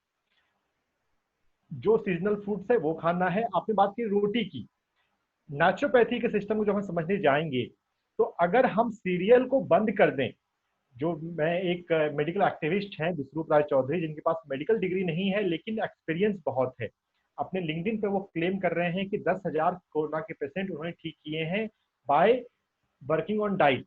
और उसमें मेन चीज यही है कि आपको फ्रूट जूस लेना है, वेजिटेबल सूप लेना है। लिक्विड डाइट पे आ जाने से हमारी इम्यूनिटी तुरंत 1 दिन में 2 दिन में बढ़ती है। जानकारी नहीं होने से हम स्ट्रगल करते हैं। आप सीरियल को बंद कर दीजिए, अगर कोई भी फीवर हो जाए या कोई भी सिम्टम जैसा लगे, अनाज को आप बंद करके पूरी तरह से फल और सब्जी पे आ जाए तो इम्यूनिटी बढ़ती है। और योग के माध्यम से, ध्यान और योग निद्रा, मेडिटेशन और योग निद्रा से इम्यूनिटी बढ़ती है। इस पर भी रिसर्च हुआ है। डॉक्टर जो डिस्पेंजा है अमेरिका में, उन्होंने 5 दिन के मेडिटेशन के बाद इम्यूनिटी के लिए हमारे बेहतर होता है इम्यूनोग्लोबिन ए, IgA, सेक्रेटरी IgA का लेवल सिर्फ 5 दिन के मेडिटेशन के बाद पाया गया कि वो बढ़ जाता है। लेकिन ये बातें मेन स्ट्रीम में नहीं है, इसलिए लोग स्ट्रगल कर रहे हैं। अच्छा डॉक्टर रंजन साहब, आप कहीं ना कहीं आपको ऐसा भी लगता है कि ये जो मार्केटिंग जो करने वाली कंपनियां हैं, बड़ी बड़ी कंपनियां हैं, उनकी भी भूमिका है इसके पीछे? बिल्कुल बिल्कुल भूमिका है। को लेकर के हम चंदन जी के पास भी चलेंगे, लेकिन पहले आप इस पर अपनी बात करें। हाँ बिल्कुल बिल्कुल भूमिका है। देखिए, मोदी जी ने थोड़ा योगा दिवस को UN से डिक्लेयर करवा दिया तो थोड़ा सा अवेयरनेस बढ़ने लग गया, लेकिन फिर भी अभी थेरेपेटिक पोटेंशियल क्या है वो कहाँ है अवेयरनेस में। हम मार्केट में या टेलीविजन पे उन चीजों को देखते हैं जिससे प्रॉफिट, रिकरिंग प्रॉफिट होता है। ध्यान, योग, नेचुरोपैथी, ये इससे रिकरिंग प्रॉफिट नहीं है, तो इनका प्रमोशन, एक्टिव प्रमोशन नहीं है। Indra Narayan Raman sir, IN Raman sir हमारे साथ जो जुड़े हुए हैं, जो ऐसे कुछ लोग जो पैशनेट लोग हैं, वो अपने अपने लेवल पर उसको आगे लाने का प्रयास कर रहे हैं। इसलिए मार्केट में आपको इस चीजें नहीं दिखेंगी जो कॉस्ट इफेक्टिव हैं और प्रॉब्लम को सॉल्व कर सकती हैं। 0 बजट में हम कोरोना को ठीक कर सकते हैं, अगर नहीं है तो उसे आने से रोक सकते हैं। चंदन जी, आप चूंकि मार्केटिंग फील्ड से रहे हैं, ये सवाल जो है सो बड़ा महत्वपूर्ण है। आपको लगता है कि मार्केटिंग दवा की जो कंपनियां हैं या बड़ी बड़ी जो कंपनियां हैं वो मार्केटिंग करने के लिए अपने गलत प्रोडक्ट्स को भी प्रमोट करती हैं और लोग मानने भी लगते हैं, ऐसा है क्या? हाँ, लोग मानने लगते हैं, क्योंकि अभी देखिए अभी क्या है कि हर जगह बात हो रहा है कि हम लोग को इम्यूनिटी बढ़ाना चाहिए, ठीक है। तो अभी हर चीज जो मार्केट में या टीवी में जहां भी आपको ऐड आ रहा, चाहे वो आटा का क्यों ही ना हो, आशीर्वाद आटा भी आजकल इम्यूनिटी बूस्टर हो गया, मतलब समझ रहे हैं। तो अभी क्या है, मतलब पहले भी रहा होगा, अभी थोड़ा ज्यादा हो गया है। तो मतलब क्या है कि हम लोगों को ये चीज, इन चीजों से बचना चाहिए, है ना। कि और जो हम लोगों का पहले जो अल्टरनेटिव मेडिसिन या योगा की बातें हो रही हैं, तो इन सब चीजों पे ज्यादा ध्यान देना चाहिए, जिसका कि हाँ मार्केटिंग कम होता है लेकिन इफेक्टिव ज्यादा है। और जो चीज मतलब पहले से भी हम लोग खा रहे हैं, मान लीजिए आटा, मतलब रोटी तो हम लोग पहले से भी खा रहे हैं, अब उसमें आशीर्वाद का ही खा रहे हैं मान लीजिए, तो वो ज्यादा इम्यूनिटी आज देने लगेगा ऐसा कुछ नहीं है। वो पहले भी देता था जितना, उतना ही अभी भी देगा। तो टीवी में भी अभी अब ऐड देखेंगे तो हर चीज में एक चीज ये ऐड कर देता है कि आपका इम्यूनिटी बूस्ट होगा इन चीजों से।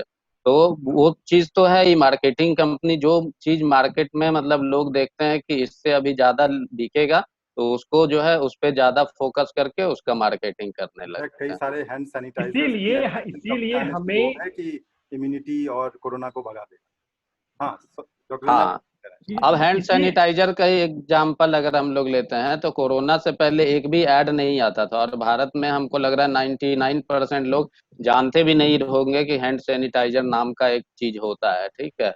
लेकिन आज के डेट में आप देखिएगा कि एक पान के दुकान पे भी हैंड सैनिटाइजर रख करके बेचा जा रहा है। तो ये सारा अपॉर्चुनिटी है जो लोग उस पे मैक्सिमाइज करना कोशिश करते हैं प्रॉफिट को। अच्छा, डॉक्टर रंजन आप कुछ जोड़ रहे थे शायद। हाँ, यहाँ पे मैं दो बात कहना चाहता हूँ कि जहाँ आपने बात की इम्यूनिटी बूस्टिंग आटा के बारे में, तो कोई भी आटा जब कोई ब्रांड का है, इसका मतलब है कि वो पैक होकर आएगा।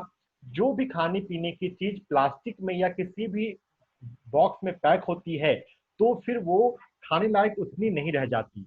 अगर आप आटा पिसवा सकते हैं तो वो किसी भी पैकेट बंद आटा से ज्यादा अच्छा है। और फ्रेश आटा नेचुरोपैथी में कहते हैं अच्छा माना जाता है। 15 दिन का आटा पिसवाएं, ज्यादा जितना जरूरत है उतना करें और फिर करें। तो फ्रेशनेस से नेचुरोपैथी अच्छे रहते हैं। और दूसरी बात जो आपने कहा कि बिजनेस अपॉर्चुनिटी है तो वो प्रमोट हो रहा है, इसलिए हमें टेलीविजन कम देखना चाहिए और पढ़ना अधिक चाहिए। हमें टेलीविजन में वो चीजें दिखाई जा रही हैं। ये आपने बड़ी महत्वपूर्ण बात कही कि ताजा खाएं, सादा खाएं, ये सारी चीजें। हमारे पास सवाल बहुत सारे हैं, आ चुके हैं। जयंत, आपको आवाज आ रही है? जयंत जी? जी जी जी, अपनी बात रखिए। हाँ, आवाज आ रही है। जी, सभी को नमस्ते। हम लोग जानते हैं, हम लोग अभी टेक्नोलॉजी के जमाने में जी रहे हैं, और हमारे पास अभी बहुत सारे सुपर कंप्यूटर्स हैं जो एलिमेंट्स को टैली कर लेते हैं, फाइंड कर लेते हैं, मेडिसिन की जो भी नीड्स वगैरह होगी उसको बता देते हैं। भारत में भी है, विदेशों में भी है।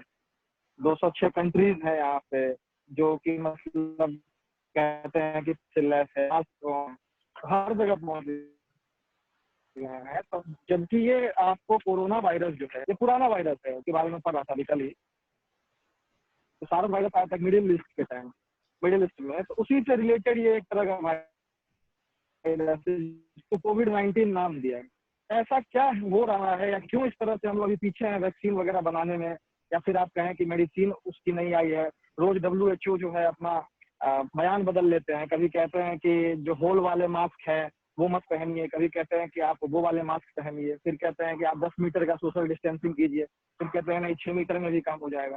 तो इस तरह से बहुत सारी चीजें हैं जो मतलब एक प्रतिवाद पैदा करती है, उसमें वाद विवाद ज्यादा है कि कुछ लोग ये कह रहे हैं, कुछ लोग वो कह रहे हैं। इस तरह की बातें क्यों है?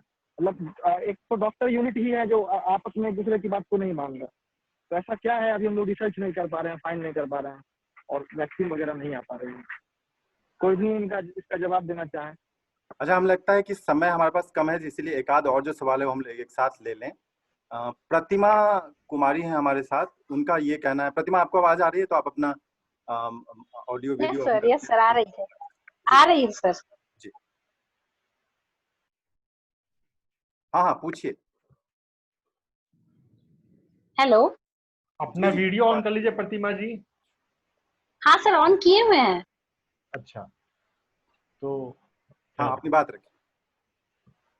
नहीं सर, हम तो बस यही कहना चाहते हैं कि meditation and yoga is the best, not only for corona, for मतलब अपने आप को फिट रखने के लिए ये बेस्ट है। उसके अलावा तो हमें कुछ नहीं समझ में आता। हम भी एक फार्मा इंडस्ट्री में काम करते हैं, बट मैंने जो फील किया है ये आपका जो हम लोग का जो भोजन है, जैसे अभी एक बोल रही थी कि जो गरीब लोग हैं वो क्या खाएं, बहुत महंगा होता है। नहीं, जो अपना सीजनल फ्रूट्स है वो महंगा कहाँ होता है। अभी के समय में जैसे अमरूद है, एप्पल है, ये सब बहुत महंगा तो होता नहीं है, वो गरीब लोग भी खा ही सकते हैं, and that is the best for the health. तो हमारे हिसाब से जो नेचुरोपैथी है, योगा है, मेडिटेशन है, is the best in this corona time. Even not in this corona time, it's fit for always, हमेशा के लिए ये फिट है। अच्छा प्रतिमा जी, अभी चैट पे आपने लिखा था कि रॉ मटेरियल जो है वो अवेलेबल नहीं है बिहार में। मुझे लगता है कि सबसे बड़ा रॉ मटेरियल ह्यूमन रिसोर्स होता है। अगर आप जापान जैसे उदाहरण लें कि बिना किसी रॉ मटेरियल के हमारे पास नहीं, एक्चुअली क्या है ना, हाँ, बिहार में रॉ मटेरियल कहाँ है। जो हम लोग का जो प्लांट्स, जो भी कंपनी का प्लांट्स है, actually I am in USV, तो जो हमारा जो भी प्लांट्स है वो उधर ही है, हिमाचल की तरफ। तो उधर रॉ मटेरियल्स इजिली मिल जाता है। रॉ मटेरियल्स को वहां से यहाँ मंगाना और फिर बनवाना तो वो बहुत कॉस्टली पड़ेगा, इसीलिए बिहार में ये नहीं हो पाता, संभव नहीं हो पाता है। नहीं, लेकिन मान लीजिए जैसे चंदन जी ने रखा कि ये तो दवा कंपनी की बात है, उसके अलावा भी जो कंपनियां हैं वो हमारे पास बिहार में नहीं आती, और इसके बावजूद कि ह्यूमन रिसोर्स की कमी नहीं, जो कि शायद सबसे बड़ा resource. Human resource sir, marketing के लिए तो सब लोग बिहार ही आते हैं। मैन्युफैक्चर जरूर बाहर करते हैं, लेकिन मार्केटिंग के लिए तो उनका मेन प्रायोरिटी होता है बिहार, बिकॉज यहाँ पे पॉपुलेशन भी बहुत ज्यादा है। चलिए, बहुत बहुत धन्यवाद। शैलेश जी हमारे साथ हैं। शैलेश जी, आवाज आ रही है आपको? शैलेश जी और विनीत भी थे हमारे साथ। विनीत, आप भी हैं, तो आप भी अपनी बात आप रख रहे थे, मतलब कि आप भी अपना सवाल रखिए। शैलेश जी, आप अपना वीडियो ऑन कर लीजिए और अपना सवाल रखिए। जी, मेरा क्वेश्चन एक्चुअली दो पार्ट है। एक तो डॉक्टर जो मेडिकल प्रोफेशन से हैं उनके लिए होगा, और एक जेनरिक क्वेश्चन है। ये मैं इसलिए बता रहा हूँ कि कुछ लोगों का ये कहना था कि पुअर हेल्थ इंफ्रास्ट्रक्चर की बात कर रहे थे हम, इस चीज को कर रहे हैं। दुनिया की जो सबसे अच्छी जिसकी रही है अर्थव्यवस्था और जिनकी हॉस्पिटैलिटी जिनके हेल्थ इंफ्रास्ट्रक्चर बहुत टॉप के रहे हैं, उनकी तैयारी भी नहीं थी, क्योंकि ये एक त्रासदी था। और इसकी तैयारी मुझे लगता है अगले 5 साल भी कोई गवर्नमेंट कर ले तो उस लेवल पे नहीं कर सकते। तो मुझे लगता है कहीं ना कहीं इसके अलावा एक प्रिकॉशनरी जो लोग माइंडसेट होता है किसी भी बीमारी को, जो प्रिकॉशंस की बात कर रहे हैं कि precaution is better than cure. मैं चूंकि बॉम्बे में रहने के लिए हूँ, मैं पिछले 10 साल से यहाँ हूँ। अभी इस कोरोना के टाइम में अनफॉर्चुनेटली मुझे ट्रैवल करना पड़ा, because we were expecting a baby. So I thought कि मुझे बॉम्बे में चूंकि केसेस बहुत बढ़ रहे थे, ये बात मैं जून की बात कर रहा हूँ, कि जब बॉम्बे के केसेस बहुत हाई पीक पे था, हमने एक रिस्क लिया, हम शिफ्ट हो गए दरभंगा, ओनली बिकॉज कि वहां पे केसेस नहीं है। सब कुछ अच्छे से थैंक गॉड हमारा सब कुछ हुआ है, बट जो हालत मैंने वहां का देखा है, and I have been admitted my wife to the best of the hospital of Darbhanga. ये बात मैं इसलिए बताने की कोशिश कर रहा हूँ, स्पेशली हेल्थ केयर में जो भी लोग हैं, कि कहीं ना कहीं वो एक माइंडसेट था कि कोरोना से कुछ होता नहीं है, कोई फर्क नहीं पड़ता है, आप जैसे हैं वो करिए। और हॉस्पिटल्स में भी लोगों का सैनिटाइजेशन, हाउसकीपिंग, क्लीनिंगनेस, मास्क अगर आप पहन लिए ना गांव में, तो लोग लगता था कि आप कोरोना हो गया, आपको कोरोना हो गया। People way treating you like इसको तो नहीं हो गया है। सैनिटाइजेशन की बात नहीं थी। तो कहीं ना कहीं होर्डिंग्स की बात मैंने देखा है हर जगह, नीतीश कुमार या बाकी पॉलिटिशियंस जो भी हैं, वो लोग लगा के रखे थे कि नहीं काम पे चलिए, मास्क पहने और काम पे चलें।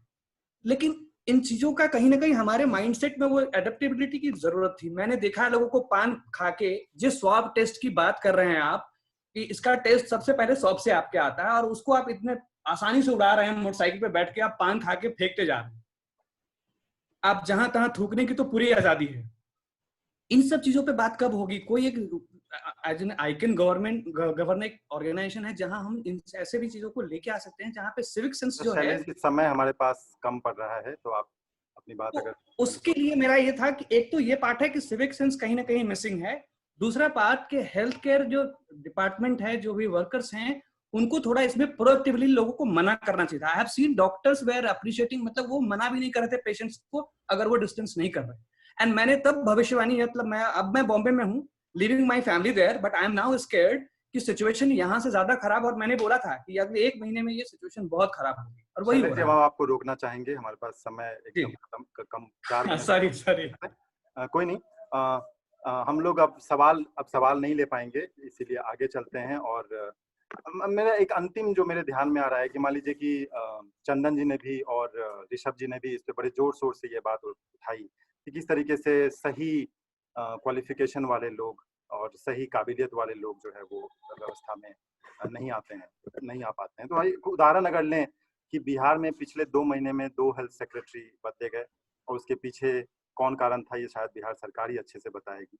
अगर हेल्थ मिनिस्टर की बात की जाए तो 2005 में जब से नीतीश सरकार आई है, उससे पहले की बात तो खैर चर्चा भी करना मुझे लगता है कि ज्यादा कोई मतलब नहीं है, लेकिन 2005 से ही अगर लिया जाए तो एक के बाद एक राजनीतिक अपॉइंटमेंट हेल्थ मिनिस्ट्री में हुए। पहले चंद्रमोहन राय जी थे, जिनका रिलेटिवली क्लीन इमेज था, लेकिन उन्हें गिरिराज सिंह के पक्ष में हटाया गया। फिर अश्विनी चौबे आए और उन लोगों ने जो राजनीति की उसके बदौलत वो केंद्र में मंत्री बन गए, लेकिन बिहार में स्वास्थ्य मंत्रालय का वही हालत रही। तेज प्रताप यादव इनफैक्ट भी जो लालू जी के और उप मुख्यमंत्री रहे हैं इससे पहले, वो भी हेल्थ मिनिस्ट्री में रहे हैं। अभी मंगल पांडे हैं। लेकिन क्वालिफिकेशन और ये सारी चीजें बहुत आती हैं। आप लोग इस सारे प्रोफेशन से जुड़े हैं, पढ़ के लिख के मेहनत करके आगे बढ़े हैं। ऋषभ जी, आप इस पे कुछ कहना चाहेंगे संक्षेप में? हमारे पास 2-3 मिनट 4 मिनट से ज्यादा का समय नहीं। ऋषभ जी, और उसके बाद हम लोग इस पे अब सभी तीनों गेस्ट की टिप्पणियां लेंगे और फिर ये समाप्त करेंगे। ऋषभ जी। पॉलिटिक्स की जो आप बात कर रहे हैं, पॉलिटिक्स तो हर जगह है, तो यहाँ पे भी है। इसमें कोई नई बात नहीं और गलत तरीके से है बहुत। जो हेल्थ सेक्रेटरी पहले हुआ करते थे, उनका नाम मुझे याद नहीं, लेकिन वो इतनी गंदी तरीके से बात करते थे डॉक्टर्स से, और शायद बीपीएससी थे या यूपीएससी थे, बीपीएससी थे शायद, और ऐसे ट्रीट करते थे जैसे कोई कुछ नहीं है और वो आ रहा है और किसी को कुछ डांट रहा है, कर रहा है, नहीं कर रहा है। अभी वाले तो फिर भी बेटर है। जैन जी का एक क्वेश्चन था कि ये पहले भी हो चुका है, तो अभी ऐसा क्या हो रहा है कि सब लोग अनप्रिपेयर्ड है और इतना केसेस वगैरह बढ़ रहे हैं ये वो। तो इसका पहले नाम आपने सुना होगा, जब रिंगटोन या किसी को कॉल करते थे तो भी होता था novel corona virus, novel corona virus. तो नोवेल कोरोना वायरस इसका नाम इसीलिए रखा गया था, नोवेल का मतलब है आज तक ह्यूमन में मिला ही नहीं है। और उसके बाद फिर इसका चेंज करके नाम रखा गया सार्स कोव या फिर कोविड-19। सार्स कोव 2 इसीलिए क्योंकि इससे पहले 2002-3 में हमारे पास एक आउटब्रेक हो चुका था जो कि चाइना से ही हुआ था, और ये उससे मिलता जुलता वायरस है, लेकिन मिलता जुलता है, लेकिन फिर भी बहुत डिफरेंसेस है। इसके अंदर नॉन स्ट्रक्चरल प्रोटीन्स हैं जिनको अभी तक डिकोड नहीं किया गया कि उनका क्या फंक्शन है, वो कैसा रिएक्ट करेगा। और उसके अलावा एक बार मिडिल ईस्ट रेस्पिरेटरी वायरस भी था, तो वो भी काफी डेडली था, लेकिन वो भी इससे बहुत डिफरेंट था। तो ये लोग इतनी जल्दी म्यूटेशन करते हैं, अपना स्ट्रक्चर बदलते हैं कि उसको समझने में, उसके खिलाफ प्रतिरोधक क्षमता डेवलप करने में, वैक्सीन बनाने में टाइम लगता है, इसलिए अभी तक इतना टाइम लग रहा है। ठीक है ऋषभ जी, बहुत बहुत धन्यवाद। क्योंकि हमारे पास समय नहीं है, इसलिए मैं अपने बाकी गेस्टों से माफी मांगना चाहूंगा कि हम इस सवाल को लेकर आपके पास नहीं जा पाएंगे। तिलकनाथ जी, आपको आवाज आ रही है तो आप वोट ऑफ थैंक्स दे दीजिए। इससे पहले मैं सभी लोगों का, खास करके जो आज नए लोग आए हैं उनका खास करके धन्यवाद देना चाहूंगा। तिलकनाथ जी, आप लोग से ये भी आग्रह रहेगा कि आप लोग हमारे इस इनिशिएटिव के साथ जुड़ें। हम लोग साथ में मिलकर के यही कोशिश रहती है कि पॉजिटिव इंटरवेंशन समाज में हम लोग बढ़ाएं और पॉजिटिव लोग साथ में आकर के जो व्यवस्था की जो कमी है एटलीस्ट उसे दूर करने की कोशिश करें। तिलकनाथ जी, तिलकनाथ जी लगता है हमारे साथ नहीं है, तो मैं इसी के साथ इस मीटिंग को फिर विराम देता हूँ। एक बार फिर से आप सभी का धन्यवाद। और इस विषय पे मुझे नहीं लगता कि ये चर्चा करने से इसका समाधान कुछ हो जाएगा। इस पे शायद और भी बहुत कुछ करने की जरूरत है। तो हम लोग इसका प्रयास करें, मिलके करें, अच्छे से करें। अपने जो नेचुरल ट्रीटमेंट की जो पद्धतियों की बात हुई, जो डॉक्टर रंजन ने बड़े जोर शोर से रखी, साथ में व्यवस्था की जो बात ऋषभ जी ने और चंदन जी ने रखी, इन सभी बातों का ध्यान रखते हुए हम लोग अपनी बात को बढ़ाते रहें, एक दूसरे की मदद करते रहें, समाज के बारे में थोड़ी बहुत चिंता करते रहें और अपने जीवन में भी अच्छा करते रहें। आप लोगों ने समय दिया, बहुत बहुत धन्यवाद। नमस्कार। है।